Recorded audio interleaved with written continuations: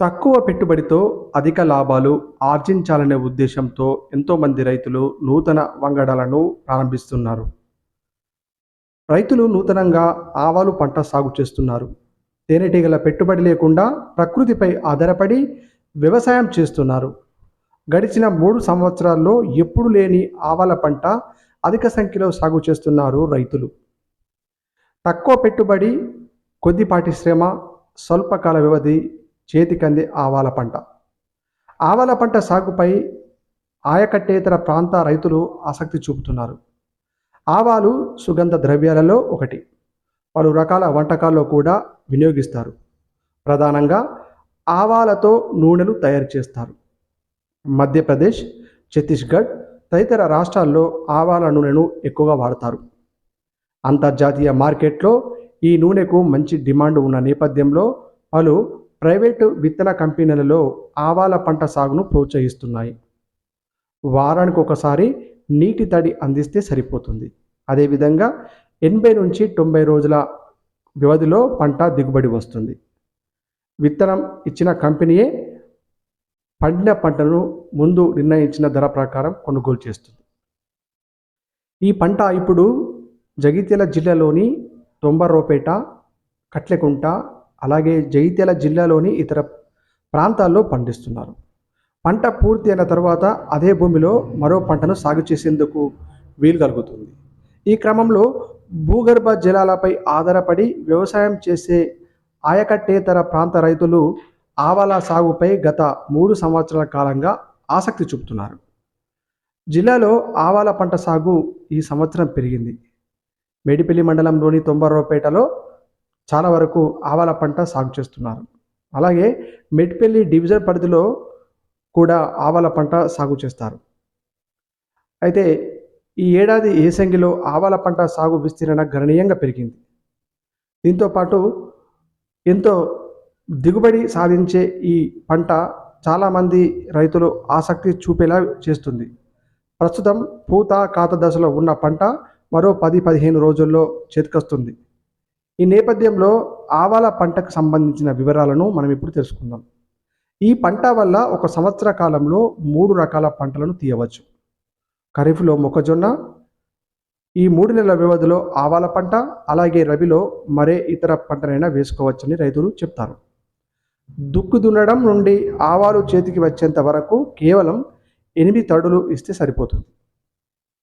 మొత్తంగా చూసినట్లయితే 90 రోజుల్లో మనకు ఆవాల పంట చేతికొస్తుంది. అలాగే వచ్చిన పంటను మార్కెట్కు తీసుకెళ్ళి అమ్ముకునే అవసరం కూడా లేదు. చాలా పెద్ద పెద్ద కంపెనీలు, మహేంద్ర కానీ ఇతర కంపెనీలు కూడా కంపెనీ వారే వ్యవసాయం చేసే వారి దగ్గరికి వచ్చి క్వింటాలకు డబ్బులు మాట్లాడుకొని ముందుగానే ఒప్పందం కుదుర్చుకుంటారు. వారు వచ్చి తీసుకెళ్తారు. మిగతా పంటల కంటే ఆవాల పంట మంచి లాభదాయకంగా ఉంటుంది.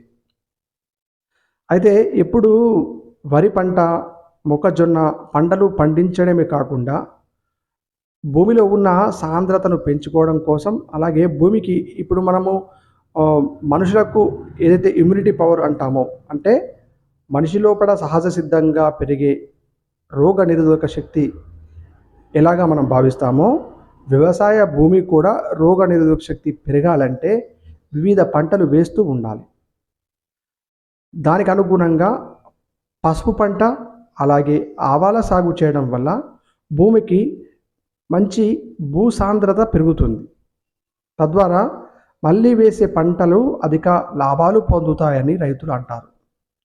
అయితే ప్రతి సంవత్సరం సాగు మరింత పెంచుకుంటూ వెళ్తున్నారు ఆవాల పంటను. ఎందుకంటే తక్కువ పెట్టుబడి, అలాగే చాలా తక్కువ సమయంలో పంట చేతికి రావడం, దీనికి అనుగుణంగా ఎక్కువ మొత్తంలో పని లేకపోవడం, ఆవాల పంట పైన ఎక్కువ మంది ఆసక్తి చూపుతారు.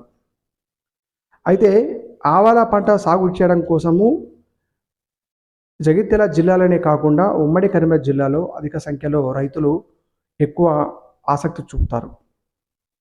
అధిక దిగుబడులు, అలాగే తక్కువ పెట్టుబడి, తక్కువ రోజుల్లో మనకు పంట చేతికి రావడం, ఈ 3 రకాలుగా మనము ఈ ఆవాల పంటను చూసుకోవచ్చు. ముఖ్యంగా ఈ ఆవాల పంట కోసం తీసుకోవాల్సిన జాగ్రత్తలు ఏంటంటే, ఆవాల పంట వేసినప్పుడు ఆవాలను పిట్టలు, అలాగే కోతుల బెడద ఎక్కువుంటుంది. ఈ కోతుల బెడద నుండి, పిట్టల బెడద నుండి ఎప్పటికప్పుడు రక్షించుకుంటుంటే ఆవాల పంట చాలా మంచి పంటగా మనం తీసుకోవచ్చు.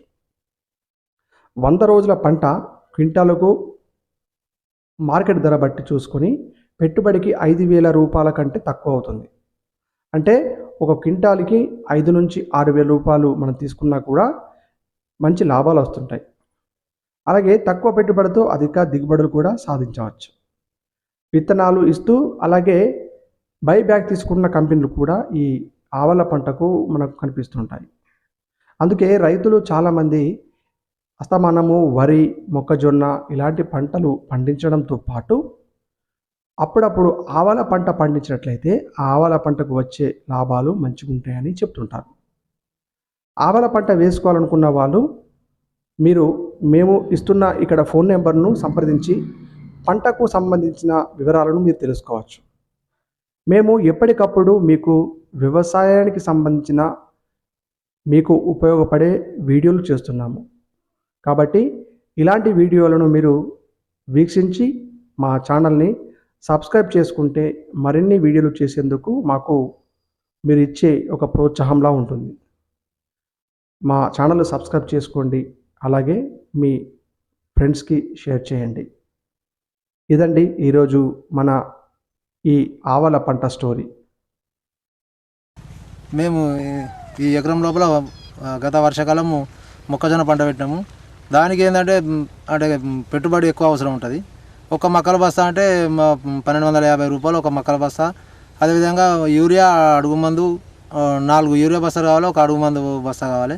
ఇదే మనం ఆవ పంటకి వేసుకున్నట్టయితే అక్టోబర్ 10వ తారీఖు దాకా పెట్టుకోవచ్చు. ఆవ మనకు ఒక ఎకరానికి 1 కేజీ విత్తనాలు సరిపోతుంది. మనం దీనికి చేసేది ఏంటంటే ఆవ పోసిన తర్వాత ఒక తడి తింపాలి, మొలిసిన తర్వాత ఒకసారి ఒక కలుపు కలిస్తే సరిపోతుంది.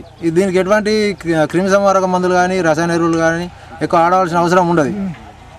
మనకెంత అంటే ఒకసారి స్ప్రే చేస్తే ఇప్పుడు చీడకు ఒకసారి స్ప్రే చేసుకుంటే సరిపోతుంది. దాదాపు ఒక 500-600 ఖర్చు లోపల అది అయిపోతుంది. ఒక కలుపు అంటే ఒక 10-15 మంది కూలీలు ఎక్కేసుకున్న ఒక 1000-1500 అది పోను. మనము విత్తనాలు వేసేటప్పుడు ఒక కాంప్లెక్స్ ఎరువు ఒక 30 కిలోలు వేసినాము. తర్వాత ఒక 20 కిలోల యూరియా, ఒక 10 కిలోల పొటాష్ వేసినాము. ఇప్పుడు దాదాపు పంట ఇంకొక 10 రోజులు అయితే చేతికి వచ్చే విధంగా ఉంది.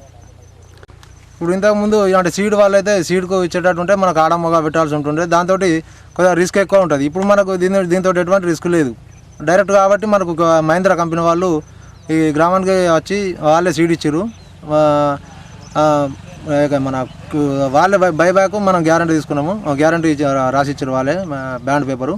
మనకు దాదాపు ఇది 100 రోజులలో వస్తుంది. అదే మొక్కజొన్న అది అయితే 120 రోజులు అవుతుంది. దానికి కొంచెం పురుగు కానీ అటువంటి కొద్దిగా రిస్క్ ఎక్కువ ఉంటుంది. ఇప్పుడు మనకి వాతావరణం కూడా మంచి అనుకూలంగా ఉంది కాబట్టి ఖచ్చితంగా ఎకరానికి మనకు 8-9 క్వింటాల దిగుబడి వచ్చేటట్టుంది. ఎకరాన మన క్వింటాల్కు 4,000 లెక్క వేసుకున్నా 32,000 వస్తుంది. అదే మొక్కజొన్నకు అయితే మనకు దాదాపు ఆదాయం ఇదే 32,000 వచ్చినప్పటికీ ఖర్చు మాత్రం దాదాపు 20,000 దాకా ఎకరానికి పెట్టుబడి పెట్టాల్సి వస్తుంది.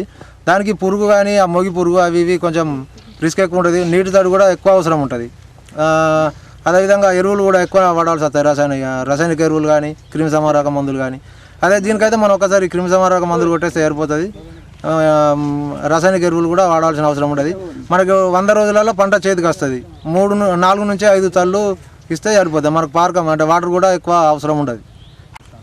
ఈ ఆడమ్మగది ఏంటంటే దాన్ని పూతకు వచ్చినప్పుడు దాన్ని మొగదాన్ని దులపడము అది కొద్దిగా అంటే లేబర్ తోటి కూడుకున్న పని, కొద్దిగా రిస్క్. ఒకవేళ సగం దులపనట్టయితే దిగుబడి మనం అనుకున్నంత ఆశించినంత రాదు. అది దీనివల్ల ఏంటంటే మనకు ఎటువంటి ఇది లేదు. మరి ఇంతకుముందు ఈ మన తేనెటీగల్ని తీసుకొచ్చి వదిలిపెట్టేవాళ్ళు. ఇప్పుడు అటువంటి పరిస్థితి లేకుండా కూడా కంపెనీ వాళ్ళు అవి ఇక ప్రకృతి ద్వారా అదే పూసి అదే కాసే విధంగా కంపెనీ తయారు చేసి ఇవ్వడం వల్ల మనకు ఆ తేనెటీగలు తెచ్చుడు ఆ రిస్క్ కూడా తగ్గిపోయింది.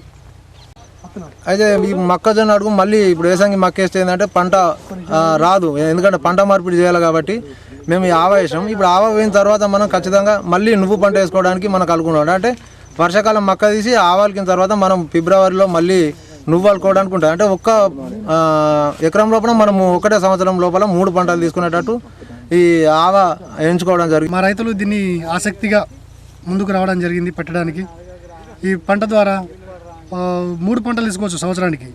బట్ ఏంటంటే కష్టం ఎక్కువ, అంటే లఘు అనేది సరిపోదు. ప్లస్ ఇంకొకటి ఏంటంటే మనం చేత తగ్గుతుంది దీనిలో. అంటే మనం చేయగలిగింది ఏదైనా కానీ స్పష్టంగా రైతుకు బెనిఫిట్ వచ్చే మార్గం అన్నట్టు ఇది. సర్వసాధారణంగా రైతులందరూ కూడా మన శ్రమను తగ్గించుకొని, మన పెట్టుబడులు తగ్గించుకొని, ఎలాంటి క్రిమి సంహారక మందులు వాడకుండా పంట తీయగలిగితే దేశానికి బెస్ట్, ప్లస్ రైతుకు కూడా సేవ్. ఏదైనా కానీ మనం మంచి మార్గాన్ని ఎన్నుకోవాలని కోరుకుంటున్నాం. ఇది మహేంద్ర కంపెనీ వాళ్ళు మా గ్రామాన్ని ఎన్నుకొని మాకు సీడ్ ఇవ్వడం జరిగింది. వాళ్ళు ఏంటంటే ఫస్ట్ వచ్చేసి వాళ్ళు అగ్రిమెంట్ చేసుకొని దాని ద్వారా వాళ్ళు సీడ్ ఇవ్వడం జరిగింది. దీనికి పెట్టిన పెట్టుబడులు అంటూ అంత పెద్దగా ఏం లేదు. దున్ని బోజేసేసి విత్తనం వేయడం జరిగింది.